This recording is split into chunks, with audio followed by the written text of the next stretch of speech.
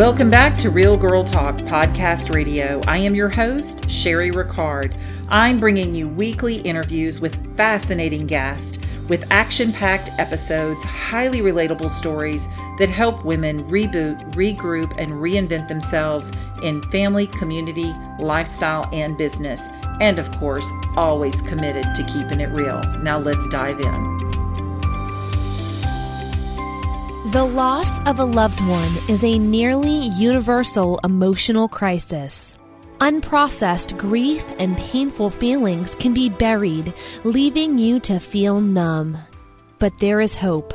Certified grief counselor, RN, and author Cherie I shares her story of how to cope in her first book, Wake Up Call, A Mother's Grief Journey, after the loss of her 17-year-old son. This book, along with Cherie's other books, are available on Amazon as well as on CherieRicard.com. Welcome back to Real Girl Talk, guys. Thank you so much for joining me today.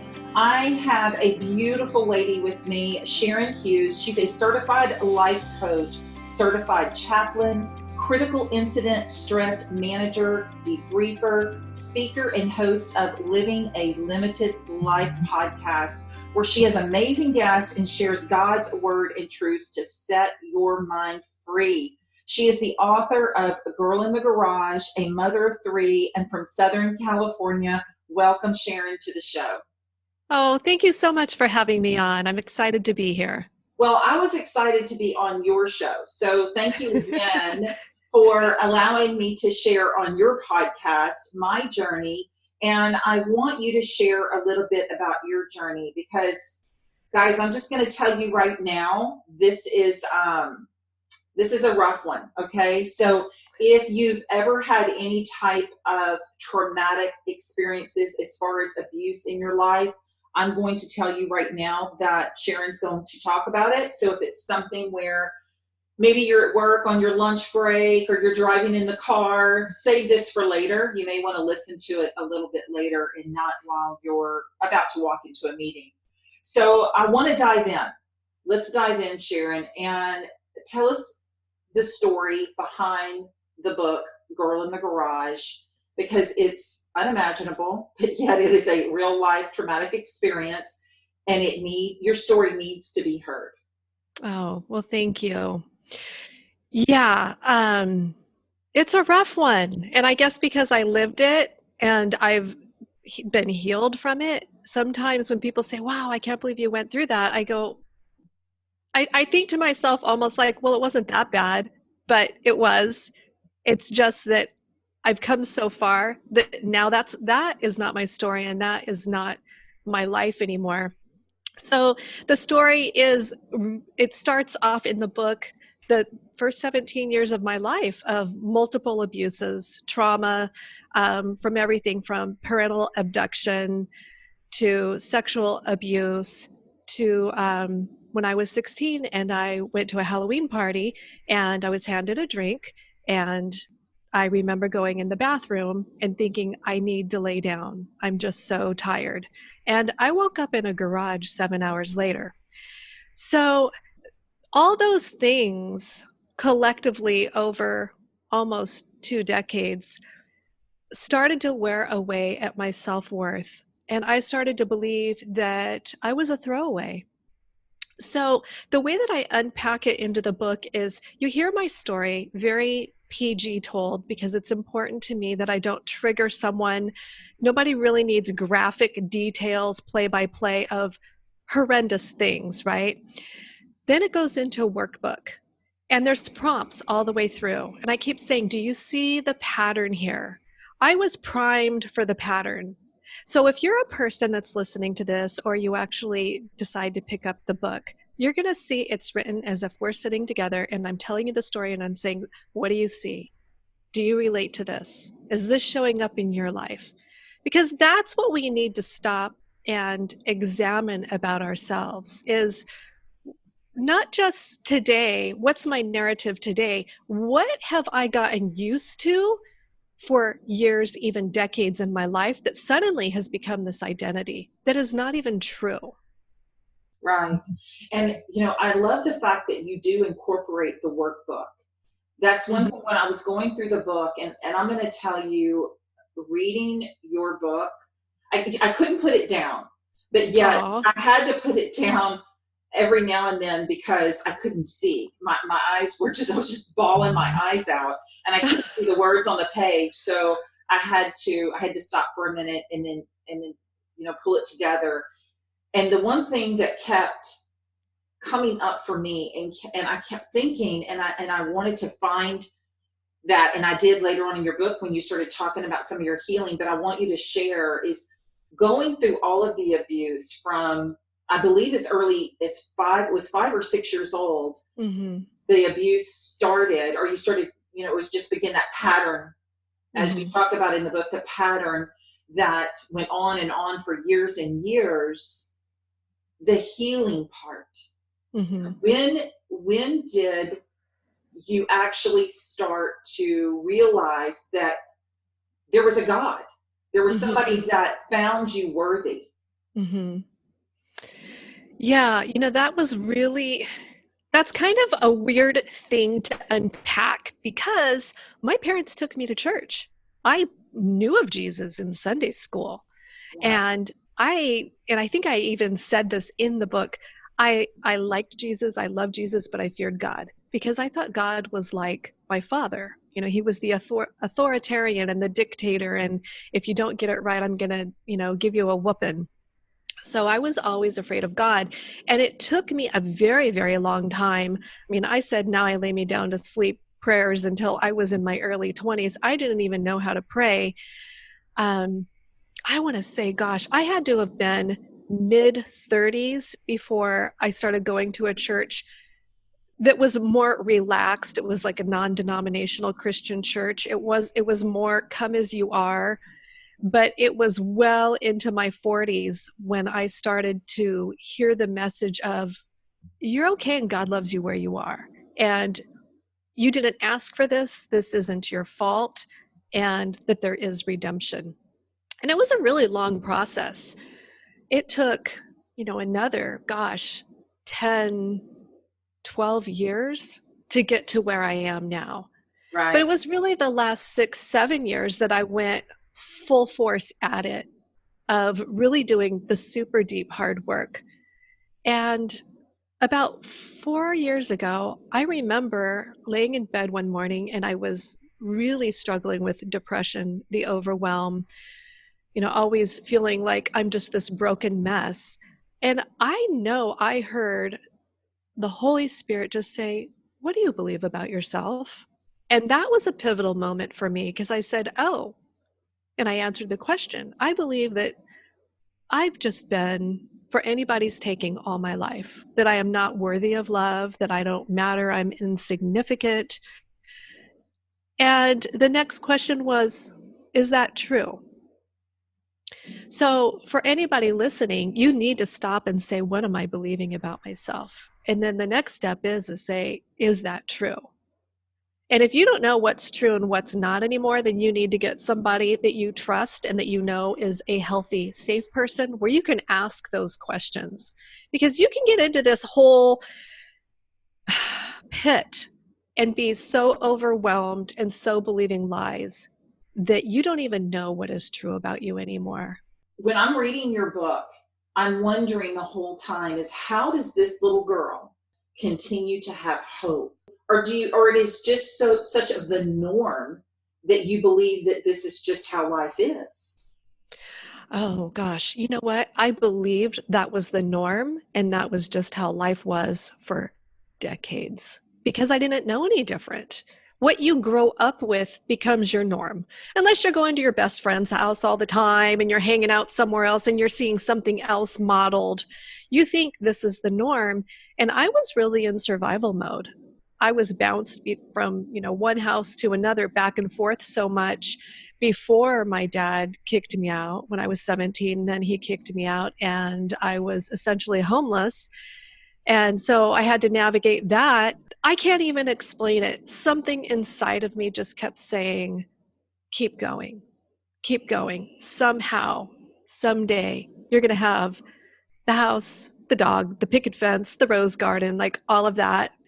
I've had it at moments in my life, but I'm still working on getting all of those things that I dream of. Your strength is incredible. It really Oh, is. Your strength is incredible. And you and I have had conversations before about the struggles and the traumatic life mhm. experiences that we've had in our lives. And you know my story. But I Mhm. also am thinking back to your stepsister. And in Oh, the yeah. book, when she comes home at 16 years old and everyone's gone. Yeah. Everyone's gone. There's no food, there's no money, and there's just a note. She got it so much worse than I did. So at that point, her and I had never met because my mother was leaving with her father, but we had been in separate households. So we didn't meet until I think I was about 18 or 19, and she's 11 years older than me. So we met, we spent a little bit of time together, but then we didn't see each other again for a number of years and then completely lost all connection. And she found me online. It must be about 6, 7 years now. And we decided to meet in Vegas and spend the weekend together. And we sat in a hotel room and told each other all the stories and mapped out a timeline of what I knew that she didn't, and then what she knew and I didn't. And being that she was so much older, she knew so much more than I did. She filled in a lot of gaps for me. All I can say is that there's a lot of people that should have went to jail for child abandonment, child abuse, neglect, all those things. Nobody did. A And hundred it's percent. A it's hundred just percent. shocking. Yeah, Yeah. I wanted the big jailhouse story. I want a sequel of the jailhouse story, but I know that's not possible. But Yeah. I want you to talk a little bit to the woman that's listening right now that is silent from her Yeah. abuse. She's still Yeah. silent. And so with silence, that inhibits healing. Mhm. What do you say to her? Oh boy, girlfriend, you have the power to choose. So this is what's really, really important to healing is that you have the power to choose. You can choose to stay silent and stuck where you are.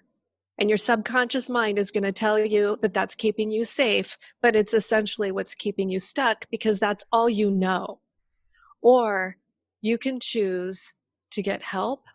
Start, even if it's just writing in a journal, get it out of your head and get it on paper.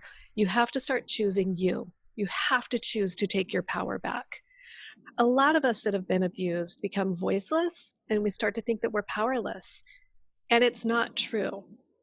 If you choose you, you will start taking those steps towards your healing.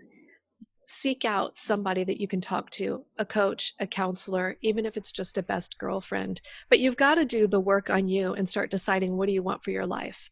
Because the worst thing is that you stay like this for another year or 5 or 10, and you're modeling this to your children, and you basically pass the torch so that this horrible nightmare continues.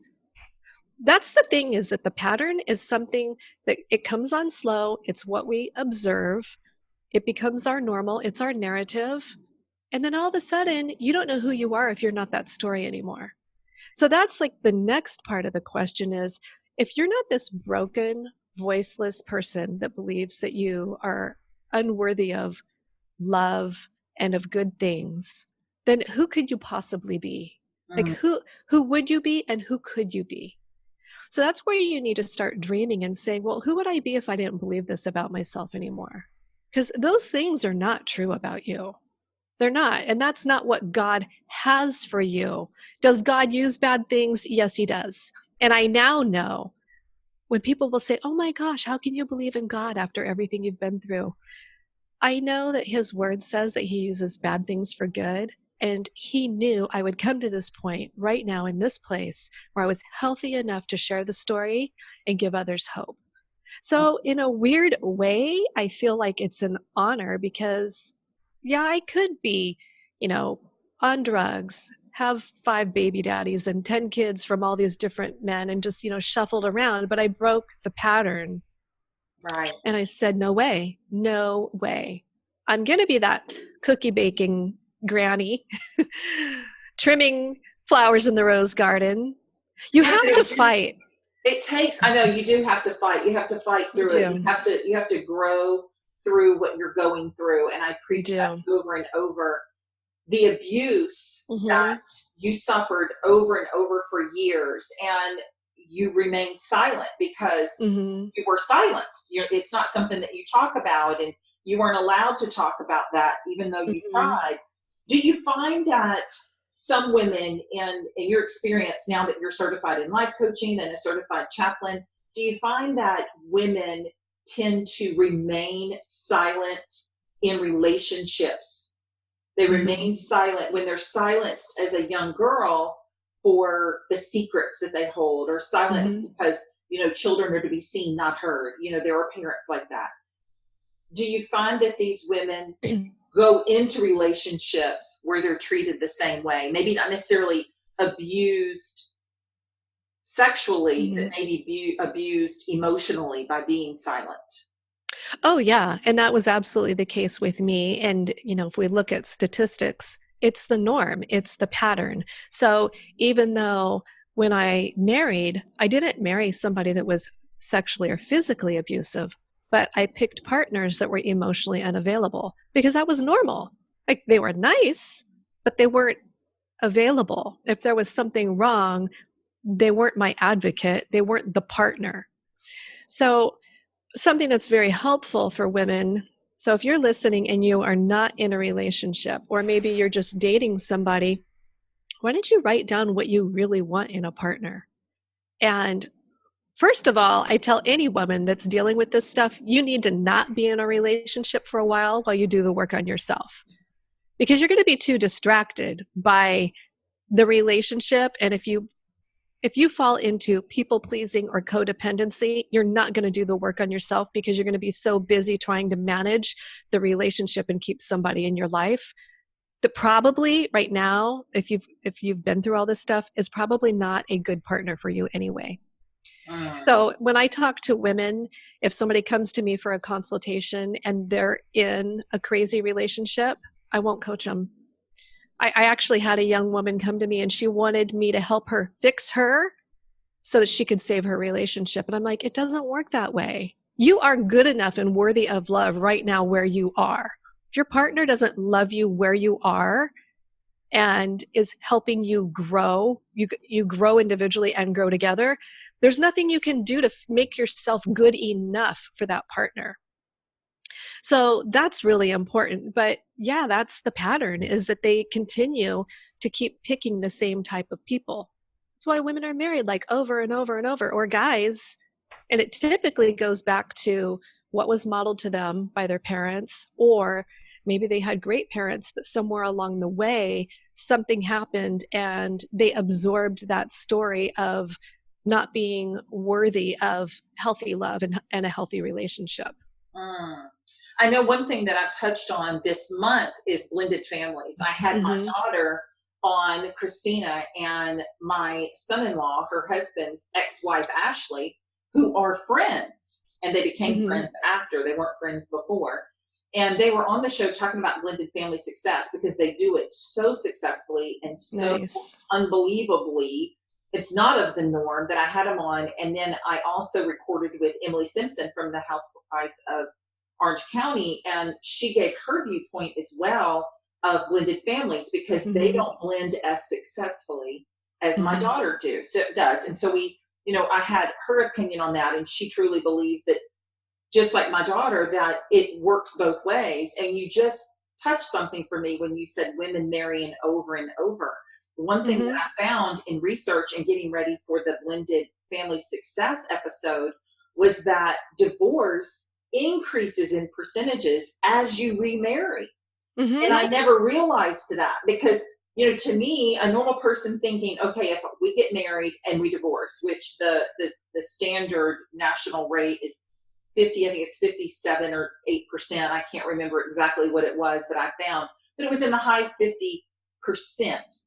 That Mm-hmm. actually increased by 10% in second divorces And Mm-hmm. as you were married for the third time in divorce, it increased to 73% of Yeah. third marriages end in divorce. And I couldn't pinpoint on, was that because the blended family is so difficult? Or is it because we are bringing the same baggage? We're not learning from the Mm-hmm. first and second marriage, and we're Mm-hmm. bringing the same baggage and the same skeletons in the closet Mm-hmm. in on our third relationship. Oh, that's exactly what it is. And what you'll see is that people leave a relationship and they immediately move into the next relationship. Like so I've tried online dating. I can't even tell you how many guys are on there and it'll say separated. And okay, you're separated. You haven't even let the dust settle yet, buddy, and you're out there looking for the next thing. But women do the same thing. And it's because there's this gap and this void in your life that you want to fill. And you're going to fill it with drugs, alcohol, porn, shopping, sitting on social media, dating, whatever your drug of choice is to fill the gap instead of doing the work on yourself. You Right. need to get to the point where you're okay sitting at home on the couch on Saturday night, reading a book, watching a movie, or maybe painting your nails with your dog, and you're okay. Like you are not in that manic, fill this hole, this weird panic that people get because they're like, oh my gosh, I'm alone. What do I do with myself? Right. People don't know how to be alone with themselves anymore, especially with social media. I actually treasure my alone time. I really Yeah. do. I mean, I fill my alone time with so much inspiration and empowerment. You know that I love my podcast. I love my Joel Osteen sermons. I love the Lord, and I love encouraging myself and empowering myself, because one of the things I always tell people is to keep your encouragement tank full like you do Right. your car in order to get from point A to point B, because eventually you'll run out of gas. And if you don't fill your encouragement tank, you will run out of gas and you'll be stagnant and you'll be still and you won't be able to move forward into the next thing that you're supposed to. So we are supposed to do that in our alone time. But you're right.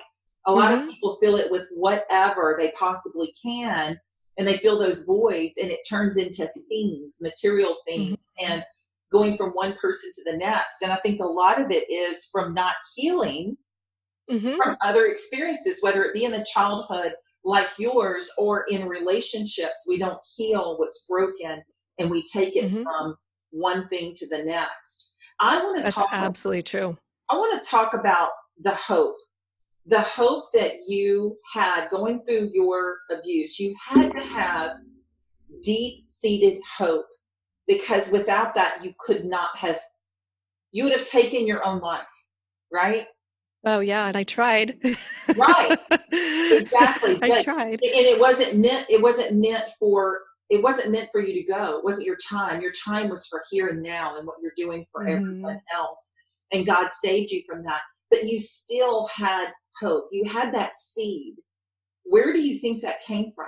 You know, that had to have just been divine grace somehow, because honestly, with all the things that I've been through, I shouldn't be the person I am. I actually had a therapist look at me and he goes, you shouldn't be like this. He told me, when I look at you, I do not see a person walking in that you can tell like, ooh, she had a bad life. You know, you see people on the street and you go, dang, they've got a story. He goes, you hide it well.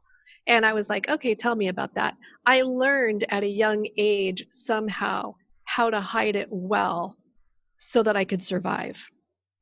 But where that hope came from, I think it was just divine grace somehow to get me to this point.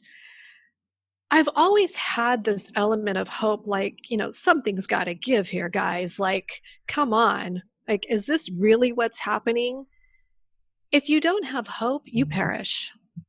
You will lay down and die. You will either let yourself die or you will help the process if you give up all hope. I really believe that. I know. I think I find that things happen in threes a lot. You know, the old saying, things happen in threes. If something really bad happens, expect two more. And then when it happens, I don't know if you were manifesting those things in, but my mom always told me things will happen in threes. And I would always get to the point to where when I'm in that pattern of one thing after another, I'll just throw my hands up and I'll go, really, God? Yeah. Mm-hmm. And it's okay to do that. I think sometimes people get frustrated and they think, well, I don't want to be prayed for right now. I don't want to hear, you're going to pray for me. I want something to change. When in actuality, if you need to scream out to God, really, God, I need help, it's okay to do that. Right. A good friend of mine said to me one day, we were talking about people in trouble and how do you bring the gospel to somebody that's in trouble and sinking. And it's my good friend Robert. Shout out to Robert. He goes, when somebody's drowning, do you throw them a Bible or a life preserver? Right? Like, duh. Like, you cannot just come at people with Bible verses and prayer. If they're open to that, that's one thing. But what they need is they need to get stable. They need to know that there's somebody they can trust. And you need to build this foundation or forge this relationship. And then you can start talking about God, because they may be in a place where they're like really angry with God. Maybe they don't even believe in God. There's plenty of people that still don't, or they're like, really? You want me to believe in a God that loves me after what I've been through? They're like, no, thank you. And that was one of the reasons why I addressed free will in the book, is because I really wanted people to understand that we have free will. And if you're going to have the free will to decide what you want for lunch and where you're going to drive your car and pick your education and your career path and whether you want to have children or not, all those are free will. Well, you get free will of whether you're going to believe in God or not. And things happen and there's consequences. If you make bad choices, you drive drunk and you kill a family, there's a consequence. That does not fall back onto, well, why did God allow this? God's allowing you to have free will. And if you make a bad choice, somebody pays the price for it. So in my case, the people that abused me, they used their free will to make really bad choices. Or my parents that had abandoned and abducted and all the things that they did, they used their free will to make bad choices. We can't turn around and blame God. Well, God, why did you do this? People make bad choices, and sometimes there's just plain out terrible accidents. Right. Sometimes things go wrong. Right. And, and when you're talking about free will too, and actually doing something, when you were talking about throwing them a life preserver rather than, a Bible when somebody needs help, I have witnessed individuals that have huge financial means to be able to help someone in need, and they don't do it. They choose not to. It's either inconvenient or they need that money for themselves for something else. And that's their free will, right? That's your choice. You can decide. No one's telling that you have to, but we have the free will to make the decisions to do what we're supposed to do. But I believe that God wants us to use all of the struggles and pains that we go through to help someone else. And it could be something as small as bringing someone dinner whose family member has been in the hospital for 3 or 4 days and they're not able to cook for their children. Bring them dinner one night. Wash the elderly lady's car that lives next door to you that's now a widow, that her husband used to do that for her. You can take someone into your home that maybe you have a teenage child and they have a friend that doesn't have a good home environment, and you have the ability to take them in and comfort them. That to me is showing God's love. Absolutely. And that's what you do to bridge that gap, because that's what Jesus did. There's so much stuff in the doctrine that people get all hung up on, but Jesus, if you read it, he never showed up to blame and shame people. He was there to give them healing, hope, and take them to the next level. Quite often we'll read the story where Jesus asks somebody straight out, what do you want? And I love that story where he goes and there's the guy that can't walk and he's wanting to get into the water because he wants healing. And he asks him, well, what do you want? It's not because Jesus didn't know. It's because the guy needed to make up his mind. Power of choice. Am I going to continue to just sit here where I am, or am I going to fight for what I want? Right. You have to make that choice.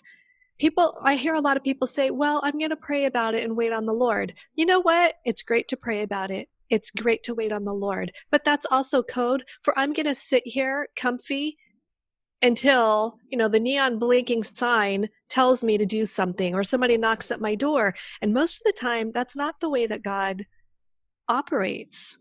No, Like even I believe your blessings come when you bless others. Well, you have to take action. It's just like when the Israelites were going to step into the Red Sea. Like they literally had to step into it and then the waters parted. He didn't part the water and then they stepped into it. You have to take action of some kind, and God's going to carry you through that action.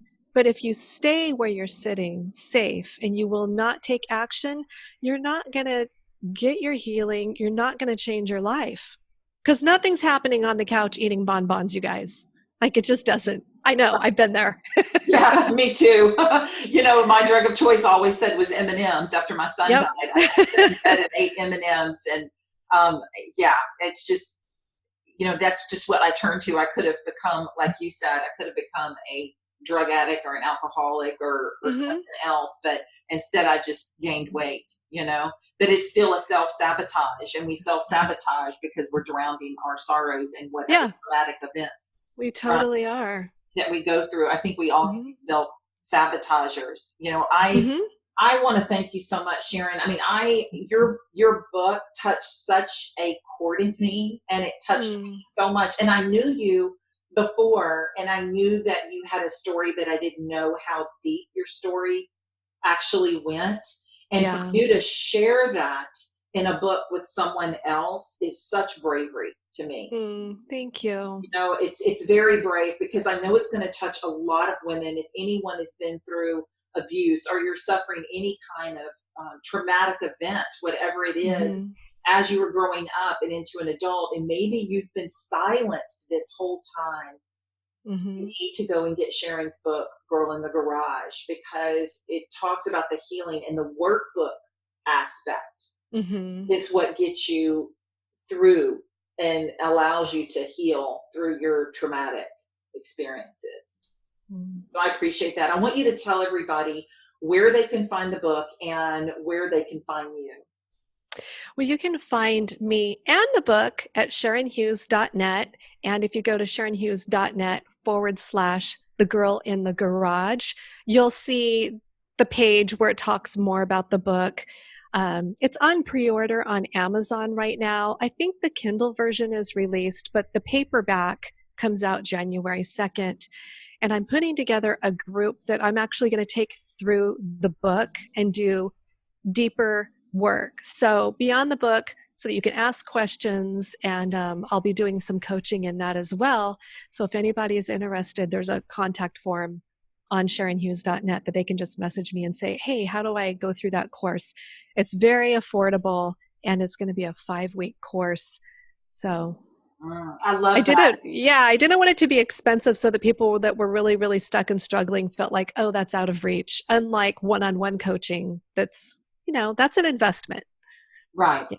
It is an investment, but I'm a true believer that our number one money well spent is on ourselves. It is investing in our personal growth and self-development.